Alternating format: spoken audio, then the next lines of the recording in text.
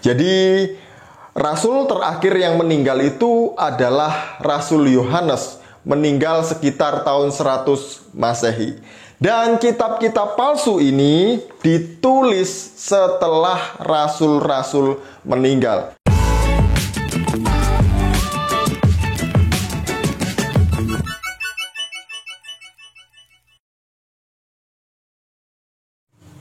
Shalom saudaraku, salam damai sejahtera di dalam kasih Kristus. Berjumpa lagi dengan saya, Didi Juli. Kita akan belajar berapologetika bersama-sama di channel ini. Belakangan ini ada fenomena unik yang terjadi di kalangan para mualaf dan juga beberapa ustadz, yaitu mereka ceramah di masjid tidak lagi menggunakan kitab sucinya, melainkan menggunakan kitab suci agama lain, yaitu orang Kristen, meskipun dengan maksud yang tidak baik. Siapa lagi? Mari kita bersama-sama melihat Ustadz Firanda. Apa yang dia sampaikan kali ini dalam ceramahnya? Mari kita melihat video berikut ini. Injil Barnabas tidak diakui oleh mereka. Injil itu banyak, bukan cuma Markus, Lukas, Matius, Yohanes, bukan cuma itu, banyak Injil. Tapi mereka hanya terima 4 tersebut, yang lain mereka tidak terima. Padahal yang meriwayatkan Nabi Isa banyak, bukan cuma 4 orang ini. Di antaranya Barnabas, tapi mereka tidak terima. Apa standarisasi terima tidak terima? Tanyakan kepada mereka. Kenapa Injil itu ente tolak, kenapa Injil itu terima? Sementara Injil yang ente terima saja banyak kontradiktif. Kalau versi Injil Mata, nasab Nabi Isa sampai ke Nabi Daud cuma 32 bapak, 32 bapak. Jadi Isa bin Yusuf bin Yakub. Jadi mereka bukan Isa bin Maryam. Yang bilang Isa bin Maryam cuma Islam, untuk memuliakan Nabi Isa. Bahwasanya Isa bukan anak seorang bapak pun, tapi dia langsung diciptakan Allah tambah bapak. Sementara dalam Injil Matius, bapaknya Nabi Isa sampai ke Nabi Daud 32 bapak. Jadi Isa bin Yusuf 1, bin Yakub, bin Matan, bin Alia Arzur, dan seterusnya sampai bin Daud 32. Adapun Injil Lukas, dari Yusuf sampai Daud jumlahnya 42, beda 10 bapak, beda 10 kakek. Ini sangat mencolok perbedaannya, paham? Ini kakek 10 datang dari mana tiba-tiba muncul 10 di situ? Ini kontradiktif, nggak mungkin digabungkan, pasti satu benar, pasti satu salah. Tahu mana yang benar, mana yang salah? Apakah ada barometernya? Kalau kita Islam ada sanad, ini hadis sahih dhaif, ada sanadnya. Nah, Injil nggak ada sanadnya. Mana perawinya? Fulan an Matius, fulan an Lukas. Nggak ada. Saya nggak tahu kenapa ustadz-ustadz ini lebih suka, lebih menarik berkhotbah bahannya itu dari Alkitab ya. Mungkin nggak pede dengan ajarannya, atau kurang bahan, atau bagaimana, saya nggak tahu. Tapi meskipun dengan cara yang tidak baik, saya tetap bersyukur bahwa Alkitab diberitakan dengan baik ataupun tidak baik. Pasti firman Tuhan tidak akan kembali dengan sia-sia. Dan Ustadz Firanda tadi sampaikan bahwa ada banyak Injil yang beredar, tapi kenapa yang diakui hanya 4? Dan Injil Barnabas salah satunya itu tidak diakui oleh orang Kristen. Memang ada banyak Injil di dunia ini, tapi yang benar-benar Injil adalah Matius, Markus, Lukas, Yohanes. Inilah Injil yang asli. Selain dari keempat Injil ini adalah palsu. Kenapa palsu? Karena Injil-Injil apokrif, termasuk Injil Nikodemus, Injil Petrus, Injil Matius palsu, kemudian Injil orang Mesir, Injil Ebionit, Injil orang Arab, Injil orang Ibrani, Injil Thomas, Injil Maria Magdalena, Injil Petrus, kisah Paulus, dan lain sebagainya. Itu semuanya ditulis setelah masa para rasul meninggal. Jadi rasul terakhir yang meninggal itu adalah Rasul Yohanes, meninggal sekitar tahun 100 Masehi. Dan kitab-kitab palsu ini ditulis setelah rasul-rasul meninggal. Contohnya Injil Nikodemus ditulis pada abad keempat. Kemudian Injil Petrus ditulis abad kedua. Injil palsu Matius ditulis pada abad kelima. yang menceritakan tentang mujizat Yesus pada waktu anak-anak. Kemudian Injil orang Mesir ditulis abad kedua. Kemudian Injil Ebionit ditulis abad ketiga. Dan banyak lagi. Kenapa Injil-Injil ini palsu? Karena ini bukan tulisan para rasul. Setelah tahun 100 Masehi, nggak ada para rasul yang hidup lagi.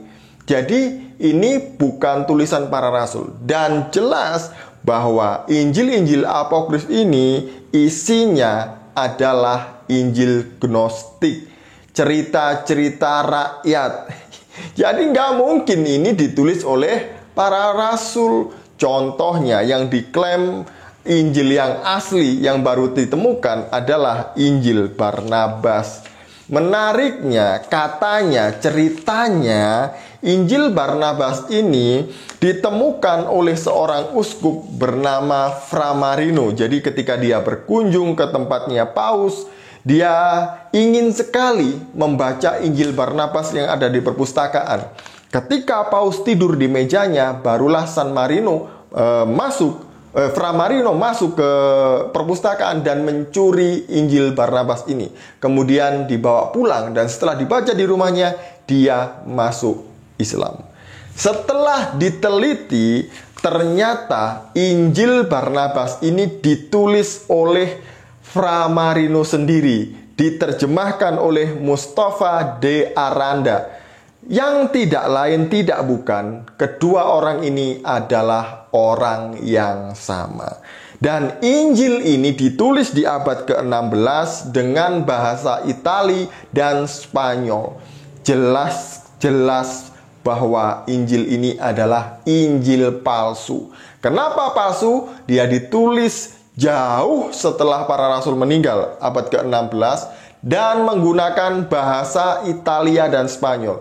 Tidak ada murid Yesus yang hidup di abad 16 dan tidak ada murid Yesus yang berbahasa Itali dan Spanyol. Ini Injil benar-benar ngawur. Kemudian Injil ini juga salah-salah dalam menceritakan peta bumi pada waktu itu.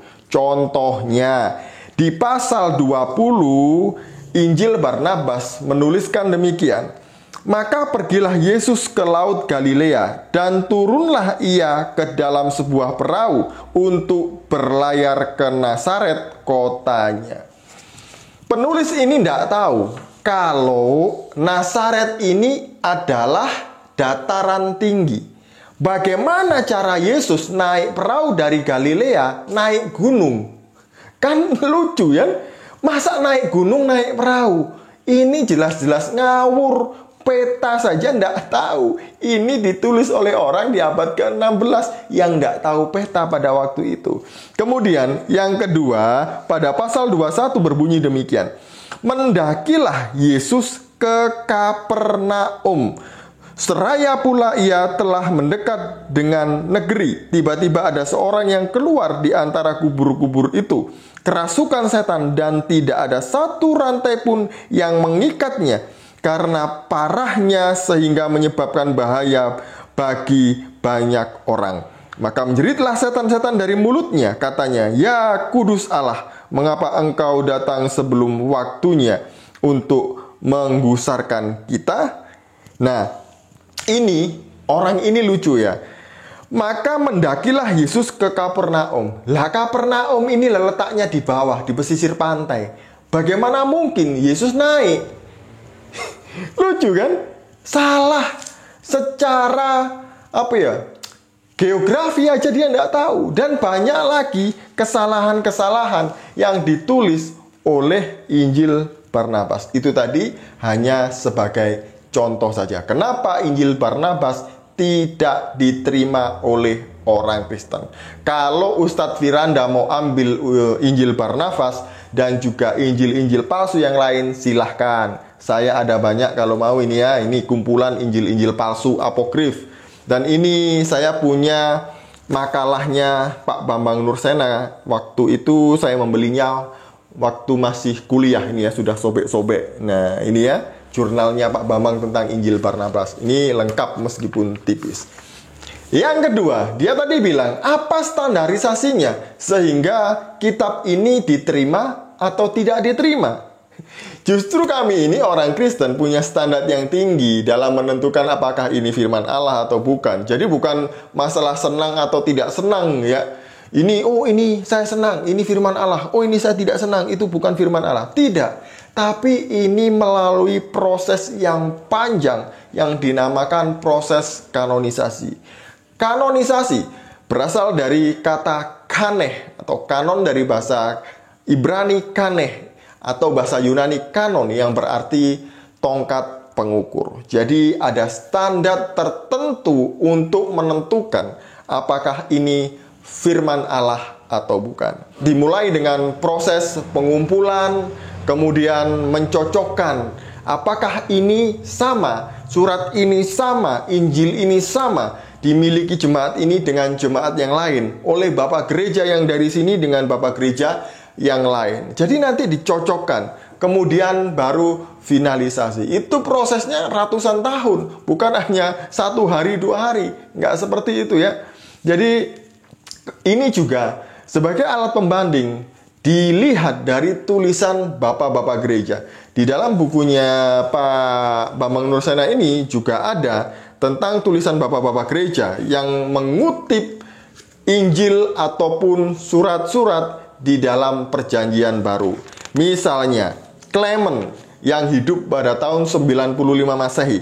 Dia mengutip dalam bukunya Injil Lukas, Matius, Roma 1 dan 2 Korintus, Ibrani 1 Timotius, dan 1 Petrus. Kemudian Polikarpus yang hidup pada tahun 110 Masehi. Dia mengutip Filipi, 9 surat Paulus, dan 1 Petrus. Kemudian ada Ignatius. Ignatius mengutip Matius, 1 Petrus, 1 Yohanes, 9 surat Paulus, dan ada kesan diketahui ketiga Injil lainnya. Kemudian Papias, dia mengutip Yohanes, catatan tradisi mengenai asal-usul Matius dan Markus. Kemudian ada juga Tatian yang hidup pada tahun 160 Masehi. Dia menulis karya Diatesaron, yaitu gabungan Matius, Markus, Lukas, dan Yohanes. Suatu bukti hanya ada 4 Injil yang kewibawaannya diakui jemaat mula-mula. Jadi Tatian menulis bahwa Injil yang diakui oleh jemaat mula-mula hanyalah 4. Matius, Markus, Lukas, Yohanes. Kemudian Justin Martyr juga yang hidup tahun 140 menyebut keempat Injil. Memori para Rasul, ia mengutip pula kisah para Rasul dan juga Wahyu. Dan ada banyak yang lainnya. Jadi data-data ini juga termasuk sebagai bahan pertimbangan di dalam kanonisasi. Apakah ini benar-benar ditulis oleh para rasul yang kemudian dipelihara oleh murid-muridnya, yaitu bapak-bapak gereja, kemudian dimiliki oleh gereja yang lain, kemudian dicocokkan, disamakan. Jadi inilah prosesnya. Yang tidak cocok, tidak sama, itu dinamakan apokrif atau Injil palsu. Dan kami tidak pernah membakar kitab suci.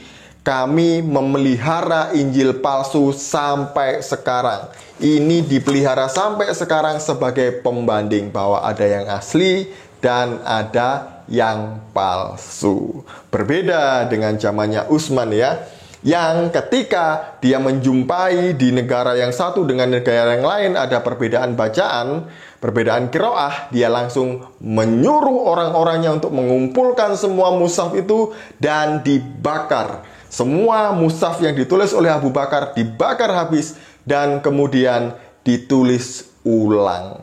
Berbeda, di dalam Kristen tidak ada. Dan apa yang saya sampaikan tadi ada di dalam buku biografinya Utsman. Nanti saya akan taruh di layar ini halaman berapa, supaya saya tidak dituduh yang macam-macam. Yang ketiga, ada banyak Injil yang kontradiksi. Contohnya silsilah Yesus silsilah Yesus dalam Matius dan Lukas. Kontradiksinya di mana? Karena Bapak nggak tahu sebenarnya tentang Alkitab. Jadi jangan ngomong kontradiksi gitu ya. Perbedaan silsilah Yesus dalam Matius dan Lukas itu karena Dalam Matius itu mencatat silsilah dari garis Yusuf, bapaknya Yesus. Di dalam Lukas itu mencatat silsilah Yesus dari garis ibunya, yaitu Maria. Itu kenapa berbeda. Jadi kasusnya seperti itu, nggak ada yang berbeda. Justru ini menarik. Penulis menampilkan kedua sumber, garis keturunan dari bapak dan juga dari ibunya. Ada tulisannya. Jadi ini ya, nggak ada yang dikatakan oleh Ustadz Firanda itu yang benar, itu nggak ada. Salah semua. Karena memang ya kita tahu sendirilah, kalau mereka-mereka ini kan sok pintar Alkitab, sok ngerti gitu ya, padahal nggak tahu apa-apa. Nol.